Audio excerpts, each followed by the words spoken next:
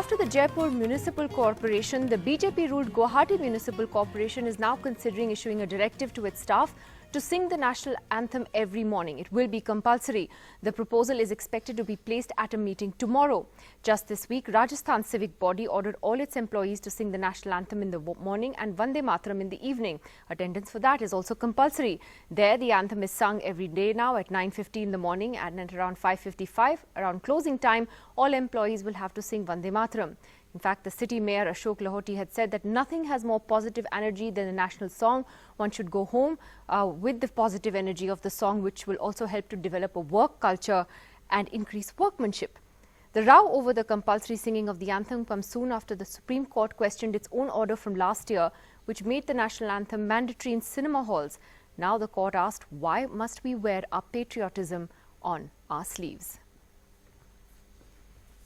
Well, joining us on the program tonight, we have with us here Amir Raza Hussain, well-known theatre personality.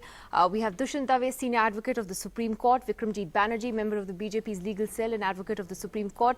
Bharat Bhala, filmmaker, the man known especially for those wonderful films on Vande Mataram and other songs, also joining us tonight, and will be joined also by Tavleen Singh, author and columnist. Dushyant Dave, to you first. What do you make of this? You had the order in cinema halls, then the Supreme Court has recently questioned that, its own order. And now you have one municipal body after another, one government body after another saying that they want to make this compulsory. What's the messaging here? Well, first and foremost, everybody loves national anthem. There is no doubt about it, and everybody voluntarily likes to stand up when national anthem is sung at different times and different occasions. So I don't think citizens have really to be told by anybody that you have to sing a national anthem and start standing. To my mind, Supreme Court's judgment is the biggest political speech which has been given by the Supreme Court, and Chief Justice Mishra, who wrote that opinion, frankly should have stayed away from this matter, because he was the one who had dealt with this matter in Madhya Pradesh at the instance of the same petitioner, Mr. Choksi. And Mr. Choksi's judgment was earlier set aside by the Supreme Court, and yet he files a new petition in Supreme Court, and although it was categorically mentioned that this matter should not be placed before a bench of Justice Deepak Mishra, somehow it landed up in his court and he has gone ahead and given this big political speech. I think the Supreme Court's judgment is the most unfortunate judgment. The Supreme Court perhaps does not realize the scope and ambit of the freedom, the liberties that citizens have.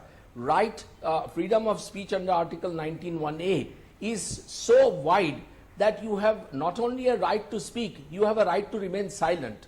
And the judges, instead of the 50s and 60s Supreme Court, which expanded these beautiful, guarantees to the citizens, today's judges are trying to, curtail them in one form or the other. Now, Article 51(a) of the Constitution, which gives fundamental duties, and that was brought, unfortunately, during the emergency by Mrs. Gandhi, that does say that everybody should respect, national anthem and the national flag. But those fundamental duties are not enforceable by law unless there is a specific statute made. Now, there is a law of 1971, so far as insult to national honors is concerned, that in section 4 does not provide this as a punishable offense. Now, what are you going to do? Are you going to create a situation where citizens are subjected to vigilantism in theatres in the name of national anthem, as it is now happening in cow slaughters and other things? I think this is really sad. We are today slowly heading towards fascism in one form. This was all right in the Soviet Union. But today in a modern democracy, people have absolute freedom to do anything. Look at United States, where flag burning is allowed. I'm not saying we should permit flag burning, but I think we have to somewhere stop this, kind of a jingoism which is going on. It's not good for the nation. It's not good for citizens. It certainly is not good for a healthy democracy. Well, Professor Rakesh Sinha, let me take that to you. Dushyant Dave has, as usual, spoken his mind and spoken of this as fascism and jingoism. But can I ask you, why should the singing of the national anthem or Vande Mataram be made compulsory for Jaipur Municipal Corporation employees, or now tomorrow Guwahati Corporation employees will be told the same thing? Why should it be compulsory? I have great regard for Mr. Dave, but he has diluted the meaning of fascism and jingoism to such an extent, and I would welcome such fascism when you can criticize fascism so vigorously with such intensity publicly, and you are calling that we are heading towards fascism. People criticize Narendra Modi and RSS to such an extent, calling him the man who committed genocide, and on the other hand say that he is bringing fascism in this country. So kindly criticize someone, but be connected with the reality. Just using the metaphors of the West, metaphor and ideas. He was actually criticizing the Supreme Court. Anyway, Nidhi, just borrowing all the ideas from European experiences don't apply India.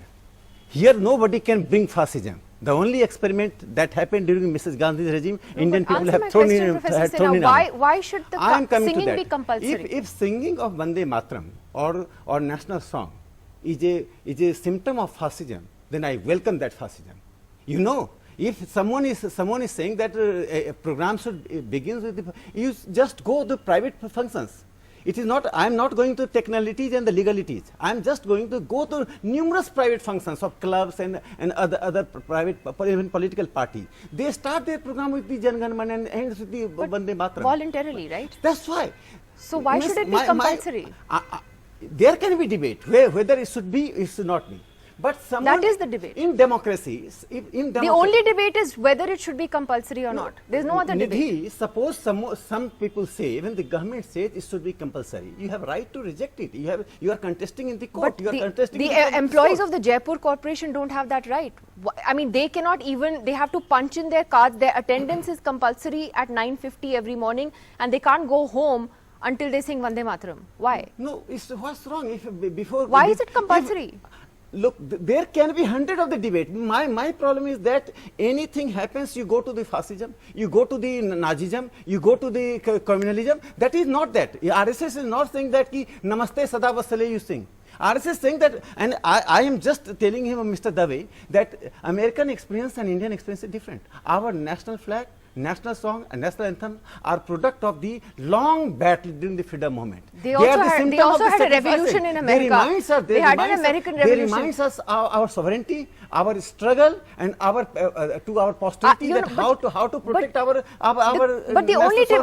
The only debate, Amir Raza Hussain, here is whether it should be compulsory or not. I think most people in this country will stand up on their own when the national anthem plays somewhere and will sing it. And I don't think most people will complain if they have to do it voluntarily. But do you think it should be made compulsory, that that's a healthy trend? But why just the Jaipur Municipal Corporation? Well, others are following. No, why not the Legislative Assembly? Why not a siren going on in the city at 9:50 where cars stop, trains stop, buses stop, everybody comes out of their vehicle, stands to attention and sings the national anthem lustily. If just a few employees singing Vande Mataram and singing the national anthem brings patriotism, think of the air of patriotism that would surround Rajasthan if everybody did it. That's what I would say. And why not wear it on your sleeve, patriotism? Wear it in your heart, your pocket, your wherever. You see, the thing is that if we are heading towards, I don't use words like fascism and things like that, but if we are heading to an Orwellian state, then we should have, we should be clear that it's an Orwellian state, Big Brother is watching, we have to go ahead and do with this. I don't have a problem in stopping my car if I visit Jaipur and getting out at 9:50 and singing the national anthem. But everybody should do it. All rickshaws, stop.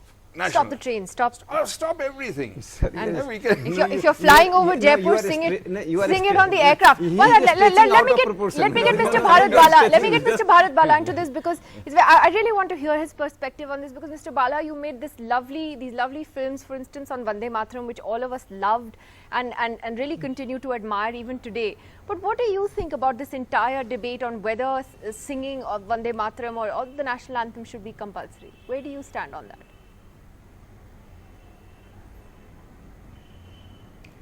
See, for me, Nidhi, both the Jana Gana Mana and Vande Mataram is a very personal, emotional relationship with my nation, with my pride. I don't see it as a legal or a political debate. It is very sad that today we are seeing as a legal debate and a political debate. It needs to be, it's an emotion. Country is an emotion for me. And how can you thrust an emotion or take away my emotion when you want? So I think that it has to come from within. Another main reason I'll tell you is this whole debate about forcing somebody to stand or asking. It is voluntary, but most important for me as a creative person, I would like to stress that most of the national anthems that is played on cinema halls are of very poor quality, and they don't even sound good or look good on screen. So why am I, that first step is so depressing that my anthem doesn't sound good. So if it sounds good, if it feels good, automatically I will rise. I don't need to be told. So in fact, if they want to continue to keep playing the national anthem across all the cinema theatres, I would request the Ministry of I&B to create 10 different productions of the national anthem, very creative, asking make a film with school children from across India singing the anthem. At least you will see young faces across the landscape. It's an inspiring moment, and automatically we will stand. Fundamentally, this whole thing is very poor production and poor creative is thrusted, which I don't even connect with. But as you said, that this is something that has to come from within, and clearly you feel that something that is imposed on us, which is something we emotionally connect with, actually ends up backfiring. Tavleen Singh, Anupam Kher actually said the other day that if people can wait, and this is an argument that I think Gautam Gambhir and some others also tweeted about, that if people can wait at restaurants and stand in front of theatres and queue up for party venues, why can't they stand for 52 seconds for the national anthem? The counter to that has been that, well, you voluntarily stand outside a restaurant and wait. No one is forcing you to do it. Here you risk getting possibly beaten up in a cinema hall if you don't stand. Do you know, to tell you the truth, as an Indian, I'm a little ashamed that we're even having this debate. It's just such a tawdry, silly little debate. Because actually, the point is that if you are patriotic, you don't have to show it. And the people that are doing this in municipal corporations are obviously very insecure about their patriotism. But on the other hand, I'm really shocked to hear, that it's being reduced to that this is Orwellian and, this is jingoism and Nazism and fascism. You're using these very grand words for a very silly idea. Of course it shouldn't be compulsory. Of course, when you hear A.R. Rahman at, which Independence Day was it, when he sang that version of Vande Mataram, the whole country sang with him. But you can't have some stupid officials telling you what to do, and those officials should be punished for even putting this idea out and making India look like a joke. Well, Vikramjit Singh, you want to take on the various criticisms you've heard? No, I think there are two aspects of it. One is the national anthem is a private. It's a private thing, but it also has a public aspect to it. The public aspect is it's an indicator of your patriotism and your love for your country. In this present context, and I'll come to the Jaipur instance which you gave, it is possibly the feeling of the Jaipur municipality that it wants to inculcate inspirational, national unity, values amongst its employees. Now, it is Jaipur municipality specific. There are always cultural exceptions, so it wants to follow that. Now, as Mr. Sinha correctly said, there is an aspect of good side to it. It's an inspirational thing to do, but if somebody is aggrieved by it, they can take it to court. But it is my view. But it is my view. But it is my view. If I was a Jaipur Municipal Corporation employee and I didn't agree with this, which court am I going to run to? I'll be sacked. No, I don't think you would be sacked because who's going to go and litigate? I mean, our courts can't handle normal any cases. They look at the backlog of cases. Running to court is not an option for people. Examples when where standing up to the national anthem, singing the national anthem has saluting the national flag. They have been taken to Supreme Court and students have taken it. But that's not the point. The point is, per se, what I think is what the Jaipur municipality has done is trying to inspire its employees. Now, every employer, and anyone knows, is entitled to have certain certain things whereby its employees are inspired. Now, all of us know that in the Maruti plant, for example, in the Maruti plant, where there were a whole lot of Japanese rituals and exercises which were brought in to get the employees unified and to work in a certain manner, inspired by certain principles, and thereby increase productivity. So in a municipality, if the municipality thinks that singing the national anthem makes people inspired to work And for their society, okay. work for I their hope country, Jaipur that's is a the good cleanest thing. and most spick and span city in this country a year from now, because then we're going to see if they've been more productive. But Dushyant Dave, do you want to take on just some of the criticism, for instance, that Tavleen laid at your door, and even Professor Rakesh Sinha, that it's unfair to take this to the level of saying that that India is becoming a fascist state? Is that taking the argument too far? First and foremost, I must tell you, for example, one of the fundamental duties which has been provided in Article 51A of the Constitution is that we should follow and cherish the ideals of the leaders of the freedom struggle. Now, look at the public life today. You have more than 1/3 of the MPs in Parliament who are facing criminal charges. In almost every assembly, you have half of the MLAs who are facing criminal charges. And I am sure that it is the position in Jaipur, municipality or Guwahati municipality or wherever it is. We are talking about these so-called political people who are telling me as a citizen that I should really be patriotic when they are all indulging in all kinds of anti-patriotic, activities day in and day out. They indulge in corruption. They are, literally raping Mother India on a daily basis. These are not the people who should be telling me as to what I should do.